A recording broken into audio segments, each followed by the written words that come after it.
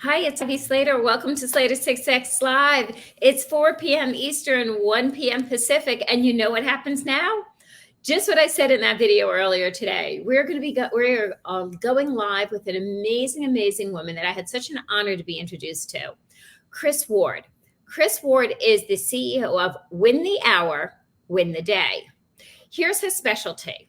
You spend 60% of your time on creation work, right? So she's the master of the 60-40 formula, or as she refers to, as Kris talks about, the formula is the 60-40 win formula, which means that you spend 60% of your time on creation work. Got it? 60% of your time on creation work. And 40% of your time is spent on administrative tasks. Remember, the only thing that makes an entrepreneur successful, business leader successful, is getting ideas to execution, because execution equals revenue. And that's why Kris is on the show today. So I have a plethora of questions about the 60-40 win formula. I know you do, viewers, as well. So feel free to start popping them into chat. Come on live and join us today. Kris, thank you so much for joining me here. Well, thank you, Ivy, for having me. I'm pumped to be here. Although I do say that I don't think I could say Slater Success Live really quickly 3 times in a row. So I'm thrilled to be here. And yeah, I'm looking forward to diving into some meaty content. Well, it's so funny you said that, because only a crazy woman who grew up with a lisp would name her company Slater Success and say that live and learn how to do that quickly. Well, good for you. So, viewers, as you're scrolling through LinkedIn, feel free to pop any comments in the chat, takeaways in the chat, and of course, questions in the chat today. Kris, I have to start with at the beginning, okay? How did this concept of a 60-40 win formula, where did it come from? How did this develop for you? What was the aha for you? Wow. Okay. There's so many beginnings. I'm not quite sure. So let's start way at the beginning. So I started as a marketing strategist, 12 plus years ago. And like so many entrepreneurs, the first couple of years I was in business, first 2 years, I worked insane hours, like crazy hours. And I was about the 2 year mark that it was gently pointed out to me, 2 years without sleep, I was starting to lose some of my charm. The charm was eroding. I wasn't as charming as I used to be. So So I really went from working 16 hours a day down to 6. Now that did not happen overnight. That's a story in itself. But I was going to say that's impressive. yeah, it didn't happen overnight. That's a whole thing in itself. But let's move the story along. And I will tell you that luckily I did that because it was a couple of years after that my husband was diagnosed with colon cancer. And I was pulled away from my business for about 2 years. And when I returned after his passing, my existing clients had no idea of my absence. It was not how I got my energy. I just felt it was a private manner. And the way we navigated his journey, it was just not how we did it. Right. So that's fine. So they kept saying to me, how could we have not known you were away? And so they then approached me and said, if you could do that, maybe you could help us stop working evenings, weekends, get to our kids' soccer games, things like that. So that's how Win the Hour, Win the Day evolved and was born, because then I started realizing so many people that I, started to help, they looked good on paper. They may have had a book or a podcast, or they've been in business for 5-8 years, yet they're still working so many more hours than they expected to at this point in the journey. And that's when I really started to explore everything, Ivy, and started to realize you're this grinding it out, working so hard, trapped in the web of admin is not what being an entrepreneur is about. That's really being a self-employed sufferpreneur. And really being an entrepreneur is getting ideas to execution. That's it. Ideas to execution, ideas to execution. And so I thought that we got to change this. We got to be in that. That's where I created the win formula. You have to be in execution mode 60% of the time and always compressing and having that admin mode just 40% of the time. It's so interesting because number one, I love a business that's driven out of a solution for existing clients.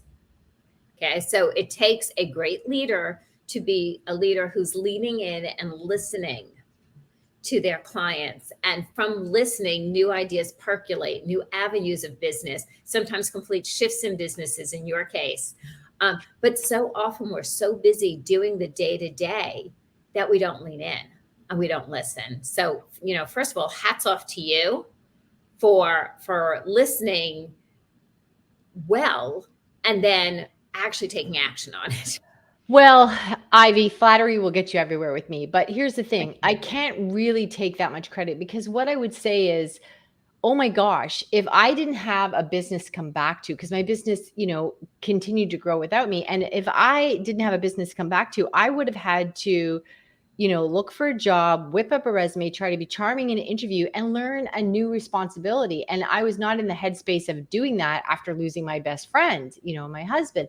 So I just thought, oh gosh, your life is supposed to support, your business is supposed to support your life, not consume Right. it.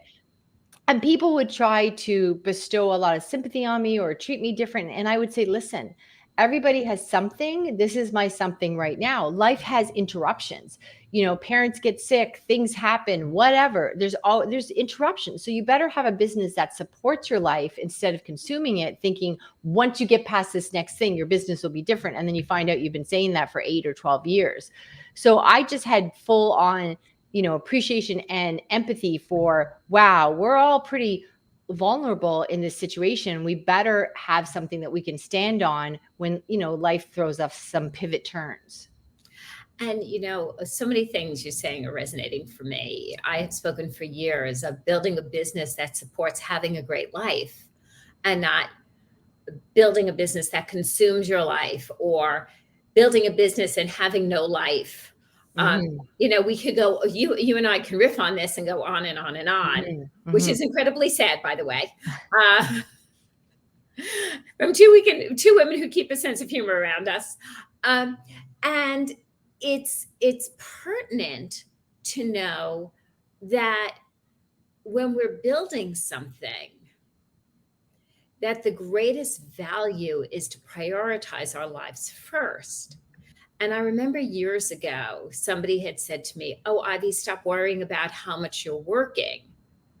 You'll make a lot of money and then you'll adjust it." And I looked at them, I said, "Is something wrong with you?" I said, "Why can't I be really successful and have a life now?" I did it in my printing business for years. I created a great business, had a great life, was raising my kids. It's like, why does it have to change? And it always baffled me to connect with people with mentality of you can have both. Clearly, what do you see in the clients you work with? And when are they ready to learn and transform? What's that catalyst that comes to and say, "Kris, help. Hold on. I've been following you. I've been reading your book and all this, finally, either I'm done or I'm about to collapse." Like, what do you see your clients? What's their catalyst? So many great questions you just pointed out, Ivy, really, truly. And I think that, I remember back in the beginning where I call the dark years. I remember one night I'd been, I was working at like 2 o'clock in the morning and I had been up since 5. And my husband used to say I was always stealing from sleep, right? Getting up earlier, staying later and later. And I realized he was right, but I didn't tell him that. So don't worry. I realized that I was working that there were laws in the land. People fought and died for labor laws, labor protection laws, that I now left a job that, nobody could have treated me that way. And then here I was wearing myself down to a nub, violating all labor laws upon myself, going, oh, this is the freedom lifestyle, running my own business. Like, this is the exact opposite of what I had any inkling or hope of. So I think for a lot of my clients, listen, what happens is you left a job. You could still be at a job. We all left a job at some point. And then you think, all right, once I get this off the ground, and the bell that I hear, ding, ding, ding, I want you guys to hear is, if you find yourself saying, once I get past this next thing, once I get past this next thing, you realize, oh, okay, I'm not in business 6 months. When do I stop saying that? So you always think there will be, oh, well, once this next thing, oh, the holidays or the new website, or I got on board these clients. There's always something. The last client that onboarded in our winner's circle, he sent me an email through LinkedIn late at night. I guess that's not an email, but he sent me a message to LinkedIn and said, listen, I've just put my kids to bed and I find myself now putting in another couple hours. I think I need your help. And so that's it. You're kind of sneaking off, like I call it, like a little drug addict trying to get more emails done. And somebody's, your husband's watching the hockey game, so you think you can get some done, or people went to bed early, so you just get a little bit more, I'll just get ready for tomorrow. And another thing, Ivy, which is really powerful, a lot of my clients, they don't count things as work. Like if I say, hey, this is golden. Okay. Yeah. Hold on a second. Yeah. They don't count things as work. So, Right. and I could almost say emails aren't work because I can't. Right. Emails aren't work. What else is not work? So I hear all the time, first of all, I would say if you think you're working 55, say 60 hours a week, I would argue you're working 75, because you'll say, well, no, I just get a head start on my email Sunday night for Monday morning. That's not work. Oh, Tuesday night, I stay late because I have this training I'm taking, but that's not work. Right. And so really anything that doesn't have like I guess a client, right? Oh, that's a sales call. I could be getting a new client. That's not work. Right. And if we look at that math as well, Ivy, what I would say is if you're working 55 hours, 60 hours, and we know now though that's really 75, and let's say you're making 10 or 20K a month, or you want to make 10 or 20K a month, whatever it is, let's do some basic math, 55 hours a week, 20K a month. If you want to make 40K a month, do you think your hours are going to go down to 30? Like you got some funky math that's not working for you. So I guess that's it. The clients I work with, you guys know who you are out there. You look good on paper. You've been in business at least 5 years, but you're still, and no one person knows how much you work, you're still putting in too many hours. It makes an enormous amount of sense. And, like I know for me, and people who have followed me know this, I'm very out there with it. My Sunday night routine is, and anybody can laugh at this, and I'm probably dating myself. Okay. Is 7:00. I actually go on around 7:15. I like to watch 60 Minutes. I record it so I could fast forward at times, right? So that's 7:15. I sit down with my computer and look at the next week, because it makes me happy to get a handle on. I don't like to wake up Monday morning and look at my calendar. I like to go to bed Sunday night and know what my week is looking like. And if I need to make any adjustments, shifts, changes, or anything's not working, I will get that handled. Most of that goes to my team, right? It goes it gets ready, it gets prepped for our team meeting Monday morning. Okay.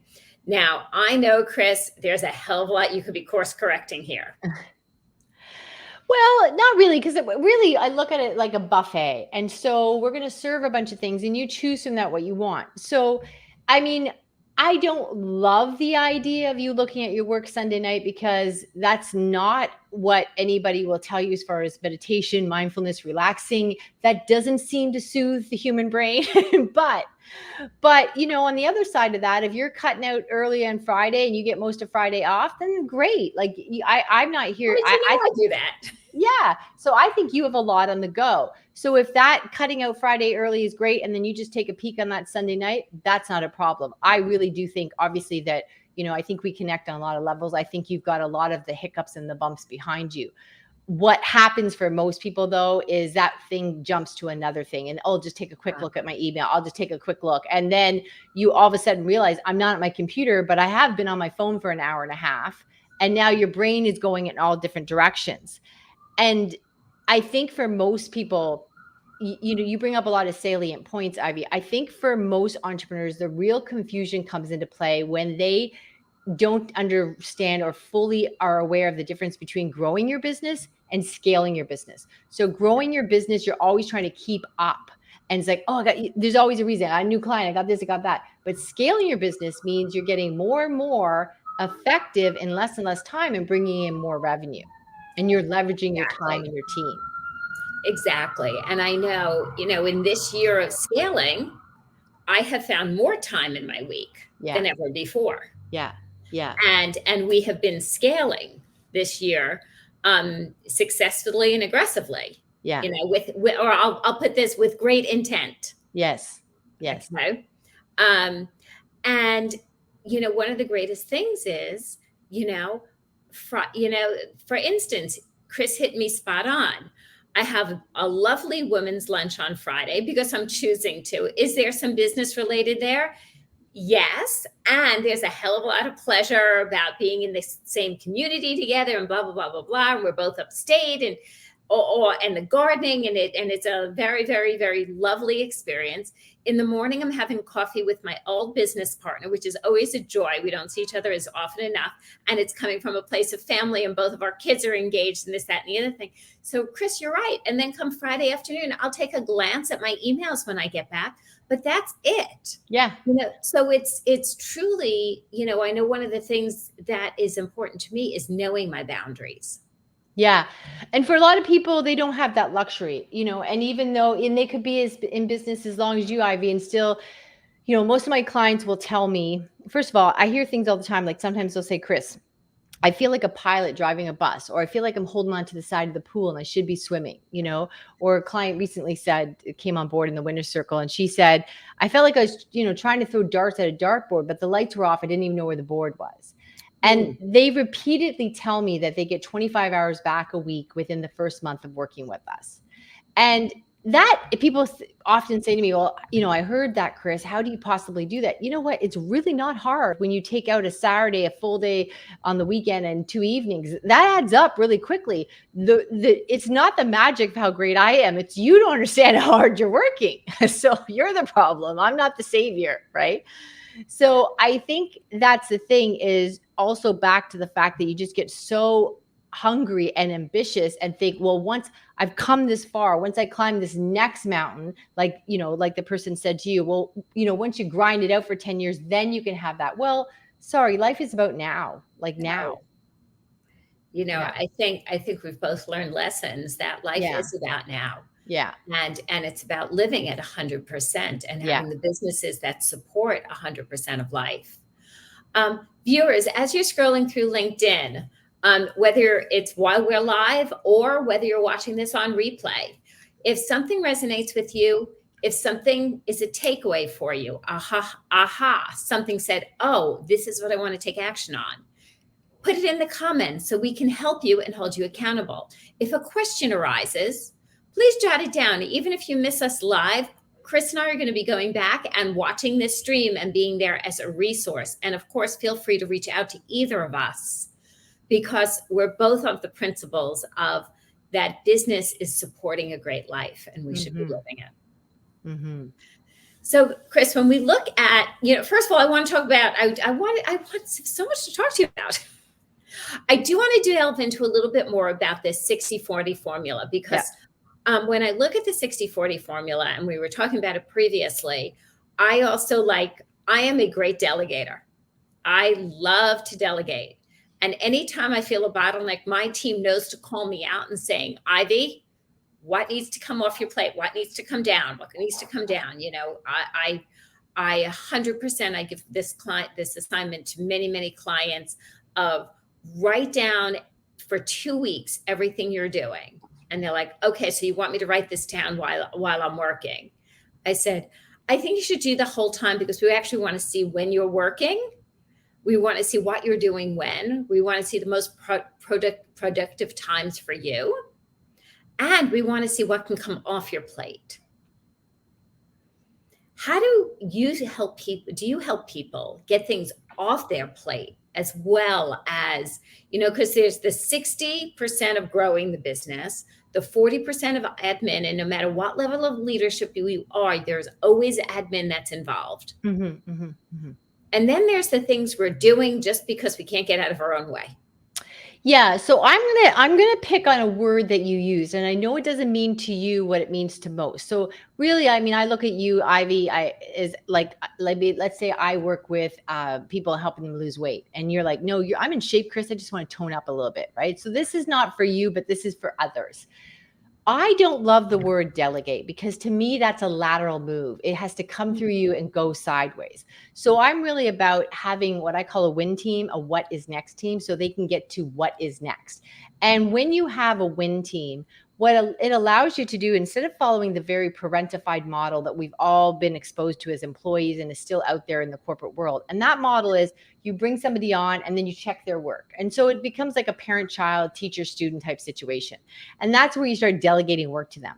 But when we have things in play like our super toolkits, which my clients tell me in the winner's circle is like SOPs on steroids, because standard operating procedures are usually written by the end user. They're static in nature, and they're just really there to cover liability. But the super toolkits are breathing, evolving documents that constantly compress work so that we are constantly in that 60% idea to execution mode. So the first thing is, I'm not a big fan of delegating because it has to come through you. So we eliminate that. The second thing, which is a really great question, is where do I start? Well, I will tell you, the most successful people in the world will tell you someone that you can take get a really a depth of information by looking at somebody's calendar. So we start with that, just by looking how somebody's calendar is filled or not filled out or what's on there. It's really like back to fitness. It's like a fitness trainer coming in, looking at your fridge. There's a lot of information there, right? So that's really where I start, because fundamentally, there's a lot of mess there we need to clean up because we focus on your team, your time, and the toolkits. And we're looking at the calendar is the preliminary place where we start to just get you some extra time, get you sorted out, get you organized, and then we start from there. I love that. And I like the shift in delegating, because you're right, I look at it very differently, because I don't babysit people. Yeah. I'm too old to be a babysitter, except if my kids are ready for grandchildren. Well, when my kids are ready for children and I become that grandma, I will be ready to babysit, and I will have the business that creates the time for me to do that. Yeah. Because again, it's that conscious choice of building in our priorities.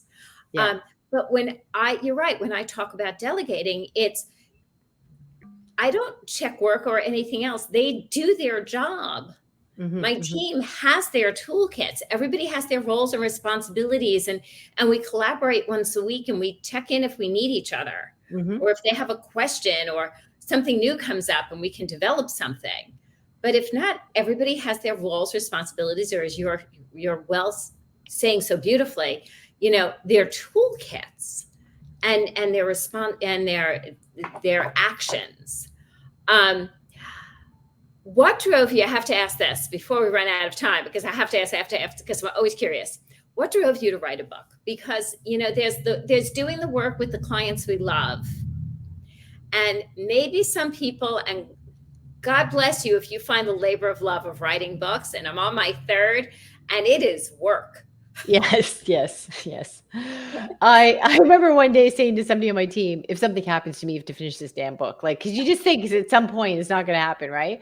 I guess, like I said earlier, is what I realized is I felt like a lot of entrepreneurs had this dark secret, and no one person knew how many hours they worked. And so how is that going to find them? How are they going to admit to that? Because you show up, you look confident, things are looking good on paper, but you don't tell somebody how many hours. Yeah, okay. And then I don't think they know how many hours they work. That's another thing I learned. So they don't really fully understand.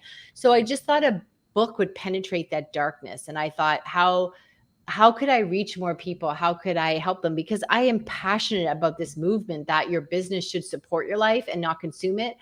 And I remember saying to my mom, like just a couple of years ago, and this is nuts.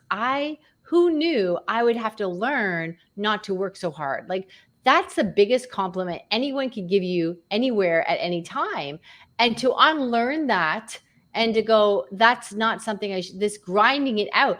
I was just flipping through Netflix the other night, and there's this whole row of movies based on true life stories. And I'm like, I'm not watching that, because you know what?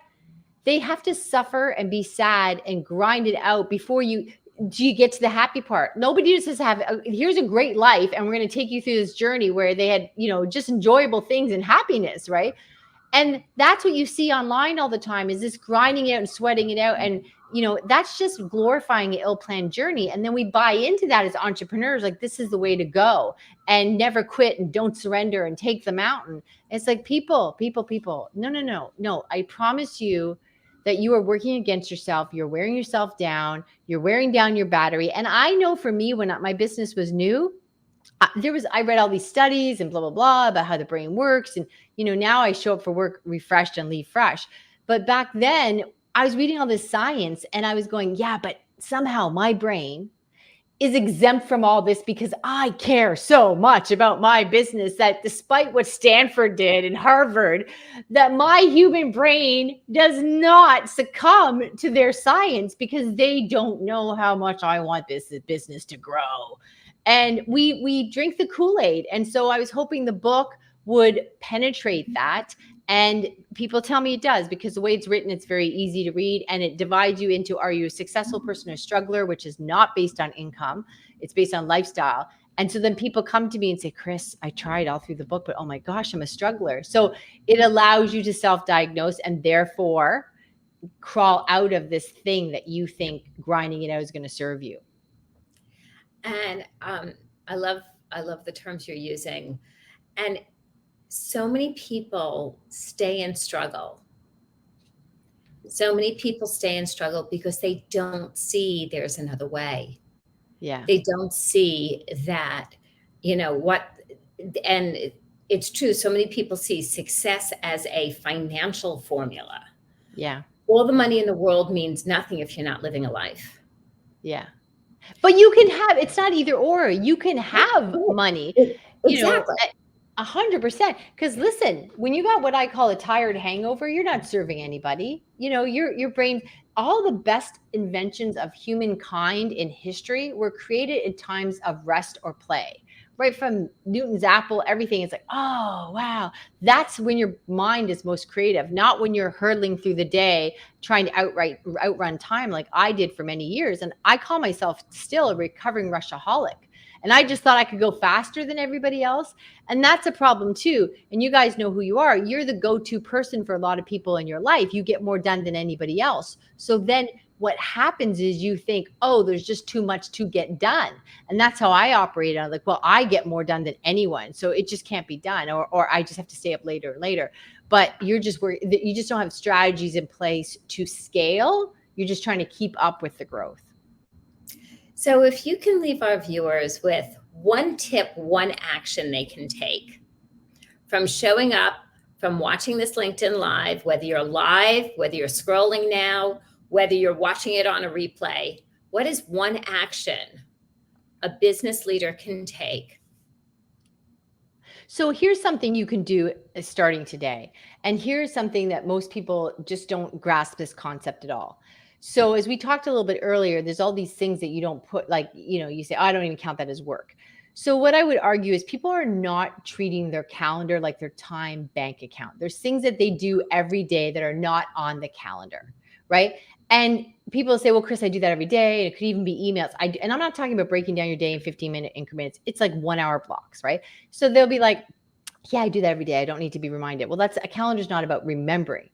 But that would be like saying, Ivy, your car payment comes out every month. And you say, yeah, Kris, but I know that, so I don't count it. Well, the money's gone, right? And so the same thing with your calendar. What happens with your calendar is you are misled. You fall into the day thinking you might have 8 or 9 hours, but in fact, maybe you have 5 because you've got work that you have to do every day or repetitive tasks. So understanding that that is your time bank account and you cannot improve what you don't measure, and that you are chasing a to-do list, which is just dynamically wonderful if you're trying to add stress to your life. It's a list of percolating, emergencies, because it's not based on time. It's not in chronological order. It's got so many problems with it. So if you start looking at your calendar time bank account, that really will be a game changer for you. I love that. And I am a huge fan of that. A huge, huge fan. I do put things in my calendar. In my calendar today was to shoot the little video that comes out before our LinkedIn Live show. Yeah. Because it had an assigned time. It wasn't somewhere on a list that I couldn't find, and I would have found it after our show today. So that wouldn't have helped. Yeah. Right. So, and it's respecting our time. Yeah. Yeah. I think it's showing respect for our time and respect for ourselves. Well, it just gives you some numbers to work with. You've just got some false information. Another example I give would be saying, like, what if I gave you a debit card and I didn't tell you how much money's on that? And I sent you to go get groceries. And I could be sending you to a no frills basic place or a place where the chicken had a better life than we do before it died. right? So you're like, okay, I don't know how much money's on the card and I don't know which store I'm in. And that's what you do with your calendar. It's like, well, I don't have it on the calendar. I don't know how much time this task is going to take, and I don't know how much time I have. So you've got some faulty math on both ends. And I'm not talking about making it all complicated in the calendar like a Weight Watchers program or anything like that. But most people have on their calendar outside forces. Like, I have a meeting with Ivy, great, that's on the calendar, but my work isn't on the calendar. So what happens is everything from outside is dictating what's happening inside. And that's like the tail wagging the dog. Yeah. I love it. Kris, how can our viewers learn more about you, connect with you, use you as a resource? Yeah, reach out to me on any of the socials, especially LinkedIn, and say you heard me on this fantastic show and become fast friends. We do have some I got some free gifts that you might really like, Ivy. Love A it. free gift, GIFT from Kris, KRIS.com, free gift from Kris.com. I put something special in there for you that we still charge for. So it's a free audio version of my book. So you might want to grab that really quickly before it comes down. And yeah, that would be hopefully give you a little insight on how your business could support your life instead of consuming it. I love it. Viewers, listeners, you want to reach out to Kris. You want to learn more. You want to truly learn how to lead, grow, and scale while having a beautiful life. Learn and live the 60-40 rule. Kris, thank you for joining me here today at Slater Success Live. Oh, I thank you for trusting me with your audience. There's nothing more valuable you can give somebody than your time. So thank you for giving me yours. Wonderful. Thank you. And to close the show today, I want to let you know we have another LinkedIn Live coming up next Wednesday, August 10th at 3 p.m. with Scott Love. We're going to be talking about legal employment. Looking forward. If this and as this video resonates with you, leave a comment below. What was the most impactful? What was the most helpful? What action are you going to take from there? And of course, feel free to reach out to me, Ivy Slater, at slatersuccess.com. Anytime we can be a resource to help you grow, scale, and shine. See you next time.